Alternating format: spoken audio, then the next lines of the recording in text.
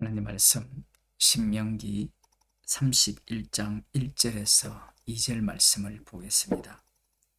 구약성경 311쪽입니다. 모세가 가서 온 이스라엘에게 이 말씀을 베푸니라. 곧 그들에게 이르되 내가 오늘날 120세라. 내가 더는 출입하기 능치 못하고 여호와께서도 내게 이르시기를 너는 이 요단을 건너지 못하리라 하셨느니라. 아멘. 하나님께서 요단을 코앞에 두고 약속의 땅을 코앞에 두고 모세는 요단을 건너지 못할 것이라 이렇게 말씀을 하신 겁니다. 물론 이전에 말씀을 하셨죠. 민수기 14장에서 여호와 하나님께서 이스라엘 백성들의 죄악으로 인하여서 여호수아와 갈렙 외에는 아무도 약속의 땅에 들어갈 수 없다라고 말씀을 하셨습니다. 하지만 우리들 생각에는 40년간 애굽에서 이스라엘을 이끌고 요단강 앞까지 인도하였다면 모세 정도는 하나님께서 약속의 땅으로 들어가게 하셔야 하지 않을까, 이렇게 생각할 수 있습니다. 우리들이야 문수로 보기 때문에 40년이 별것 아닌 것처럼 이렇게 느껴질지 모르지만 40년은 만만치 않은 기간이죠. 그 기간 동안 이스라엘 백성들을 이끌어서 약속의 땅 앞까지 인도하였다면 그 수고를 생각하셔서라도 약속의 땅으로 들어가게 하시면 얼마나 좋겠습니까? 그런데 하나님께서는 그렇게 하지 않으십니다. 민수기 20장을 보면 민수기 14장에서 하나님께서 말씀하신 바대로 이루시고자 하는 환경을 조성합니다.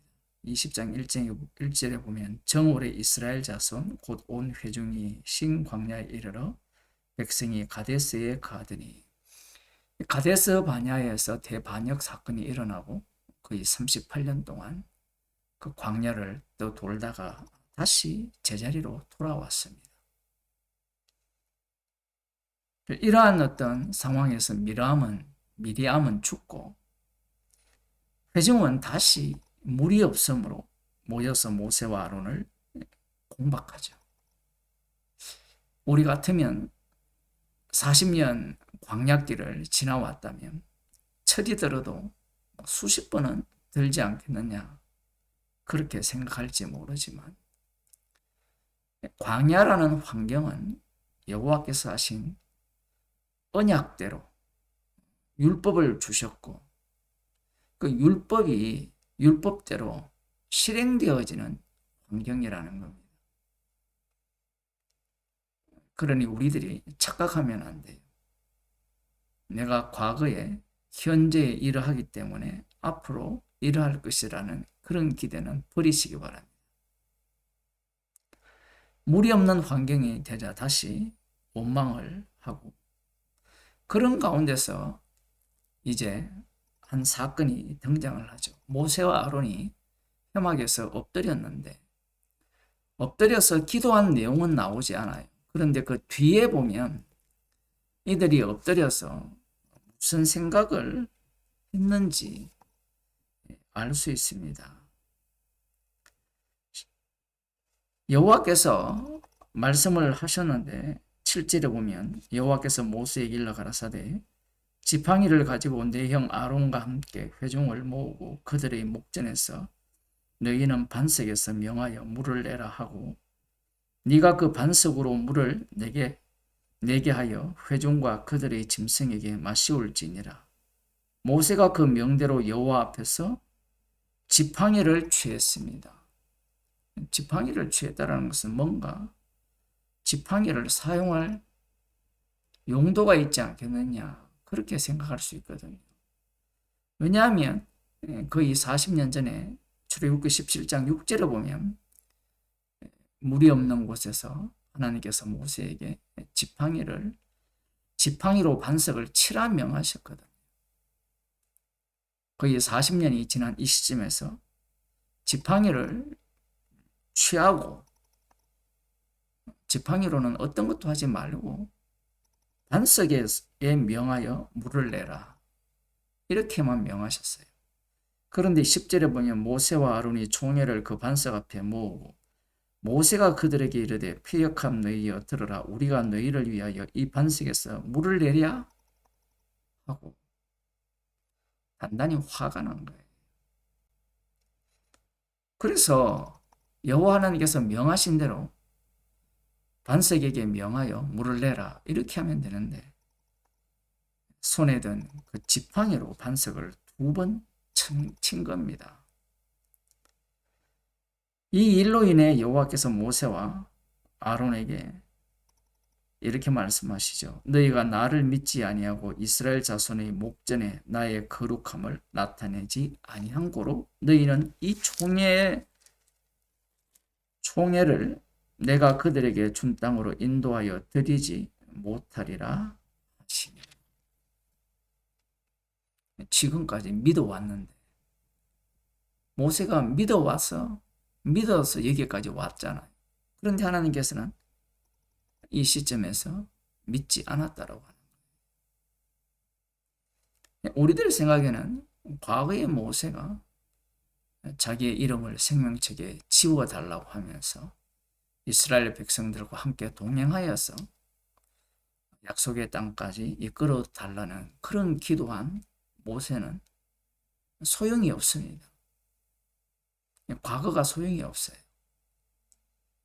여기에서 하나님께서 지시한 대로 하지 않았기 때문에 그것을 하나님께서는 믿지 않았고 여호와의 거룩함을 드러내지 않았기 때문에 이 총회를 약속의 땅으로 이끌지 못할 것을 말씀합니다. 철저하게 하나님께서는 말씀대로 행하시는 거예요. 이럴 것 같으면 여기까지 왜 모세를 통하여서 이스라엘 백성들을 끌고 오게 하시는가? 모세 입장에서는 불만일 수가 있죠. 물론 신명기에서는 세 차례에 걸쳐서 너희로 인하여서 내가 약속의 땅에 못 들어간다, 1장, 3장 그렇게 나오거든요. 물론 오늘 31장에서는 너희 때문이라 이렇게 말하진 않지만 환경을 만드셔서 말씀대로 약속의 땅에 못 들어가게 하시는 거예요. 특히 이제 신명기에서 세 차례나 이렇게 말씀하시는 이유는 이 생명과 사망의 길을 이스라엘 백성 앞에 두셨다 하잖아요. 하늘과 땅을 증인으로 삼았다고 하셨잖아요. 반드시 하나님께서는 말씀대로 행하신다는 겁니다. 그 행하시는 대표자로서의 모세인 거예요. 모세조차 약속의 땅에 못 들어갑니다. 그것을 모세가 미리 보여주는 거예요. 처음 말씀드릴 때 그런 말씀을 드렸죠. 모세 정도 되면 약속의 땅에 인도하셔야 되지 않느냐. 우리들이야 이미 변화산상에서 모세와 엘리야가 예수님의 별세에 대해서 얘기한 것을 알고 있죠. 그렇기 때문에 약속의 땅에 못 들어간 것에 대해서 아쉬워하지 않을 겁니다. 그러나 이 시점으로 우리가 돌아가서 생각해 본다면 얼마나 고생을 했습니까? 하기 싫다고 하는 모세를 억지로 애굽으로 가게 하셔서 이스라엘 백성들 그들을 애굽에서 이끌고 틈만 나면 원망하는 이스라엘 백성들을 40년 동안 이끌어왔다면 약속의 땅에 들어가게 하셔야 되잖아요. 그런데 그렇게 하시지 않는다라는 겁니다. 이게 상당히 중요해요. 창세기를 봐도 마찬가지죠. 천지를 지으시고 6일째 마지막에 사람을 만들었잖아요. 하나님의 형상을 따라. 그리고 안식을 하셨는데 인간들 입장에서는 그대로 살게 하시지. 왜 에덴 동산에 뱀이 들어오게, 뱀을 만드시고 사단이 그 속에 들어오게 하시느냐라는 겁니다. 인간을 위한 세상이 아니기 때문에 그래요. 나를 위한 세상이 아니에요. 물론 모세는 약속의 땅에 들어가지 못했지만 주님과 함께 했죠. 이것을 두고 어떤 사람은 이렇게 말합니다. 약속의 땅에 못 들어가도 천국은 갈 수 있다. 그런 논리를 신약 성경에서는 한편으로는 인정을 하고요. 한편으로는 인정하지 않습니다. 무슨 이야기냐면 모세에게는 그것이 적용이 되는데 나에게는 적용하기 불가능하다라는 거예요. 구원론 중심이 아니기 때문에 그렇습니다. 예수님께서 아버지로부터 버림을 받으셨잖아요. 버림을 받으시고 다시 부활하셔서 주가 되셨습니다. 그것을 그림자로 보여주는 모세의 역할입니다. 하지만 예수님의 제자들을 보게 되면 전혀 상황이 달라지죠. 예수님이 메시아로 오셨잖아요. 그러면 3년 동안 자신을 따라다닌 12 제자, 그들 정도는 구원해야 되지 않을까요? 구원받을 입장에서는 가룟 유다가 구원 못 받은 것이 아마 짜증날 겁니다. 왜냐하면 구원파는 구원에 미쳐 있잖아요. 기독교가 다 구원에 미쳐 있기 때문이죠.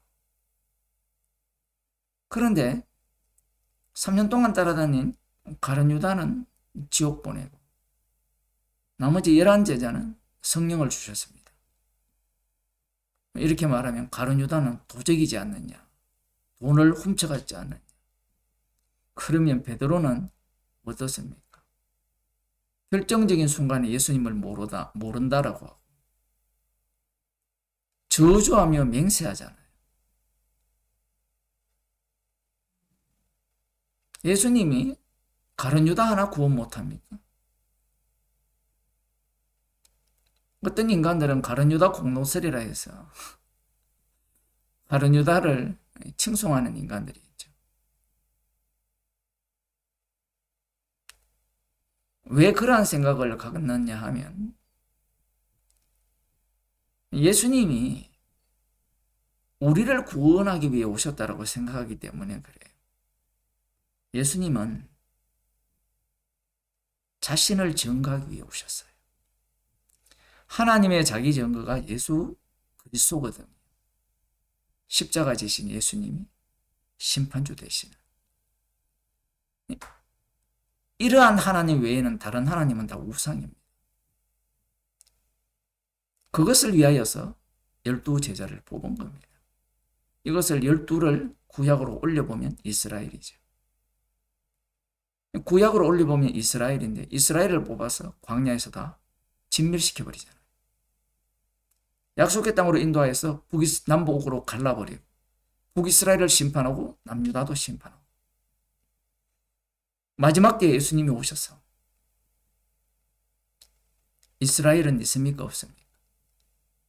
없죠. 그들 중에 샘플로 뽑은 12 제자, 그들도 예수님을 팔아먹고 모른다 하고 저주하잖아요.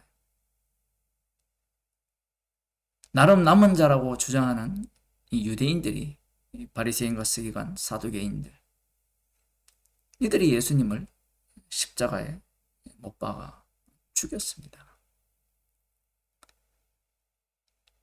하나님께서는 구약에서는 자신의 이름을 드러내기 위해 이스라엘을 만드셨고요.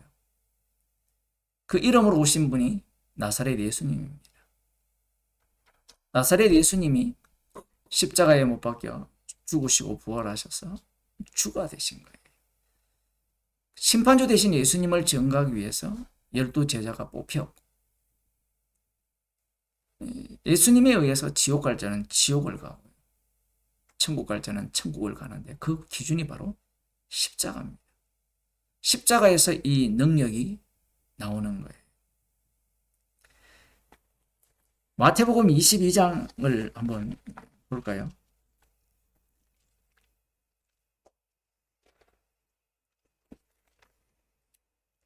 1절에 보면 천국 비유를 하죠. 아들을 위하여 혼인잔치를 베푼 어떤 임금과 같으니 그 종들을 보내어 그 청한 사람들을 혼인잔치에 오라 하였더니 오기를 싫어합니다.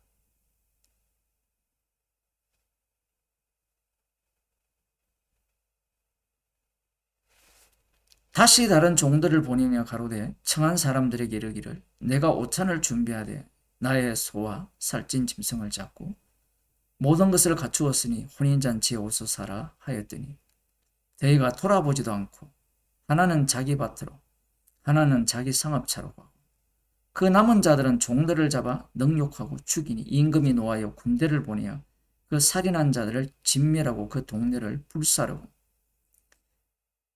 이 상황이 문자적으로 보면 실제로 임금이 군대를 보내서 동네를 불살한 거고요. 이것이 실제가 뭐냐면 예수님이 불심판하러 왔거든요. 예수님이 오심으로 말미암아 예수님을 죽여버리죠. 오히려 예수님이 불심판당한 겁니다. 그런 상황에서 종들에게 혼인잔치는 예비되었으나 청한 사람들은 합당치 아니하니 유대인들이 거절하죠. 이스라엘이 거절하고 사거리 길에 나가서 사람을 만나는 대로 혼인잔치에 청하여 오너라 한대. 이제 복음이 전파되기 시작하는 겁니다. 종들이 길에 나가 악한 자나 선한 자나 만나는 대로 모두 데려오니 혼인자리에 손이 가득한지라. 임금이 손을 보러 들어올세 거기에서 예복을 입지 않은 한 사람을 보고 가로되 친구여 어찌하여 예복을 입지 않고 여기에 들어왔느냐 하니 저가 유구무건이거늘 임금이 사환들에게 말하되 그 수족을 결박하여 바깥 어두움에 내어 던지라. 거기서 슬피 우며 이를 갈미 있으리라 하니라. 청함을 받은 자는 많되 택함을 입은 자는 적으니라. 아니 청했으면 다 구원해주면 되잖아요. 근데 청해놓고 택한 자가 따로 있는 거예요. 12제자는요. 12를 선택했는데 하나는 마귀입니다. 지옥 보내기 위해서 선택을 한 거예요. 그러니까 선택이라는 단어가 구원용으로 쓰면 안 돼요. 십자가 지신 예수님이 주님이심을 증거하는 말씀입니다. 사람들의 오해가 뭐냐면 십자가는 나의 구원을 보장해 준다고 생각해요. 십자가는 나의 구원을 보장하는 게 아니에요. 나를 부정해 버립니다. 십자가의 영을 받은 자, 그리스도의 영을 받은 자들은 십자가의 증인이 돼요. 여기서도 보세요.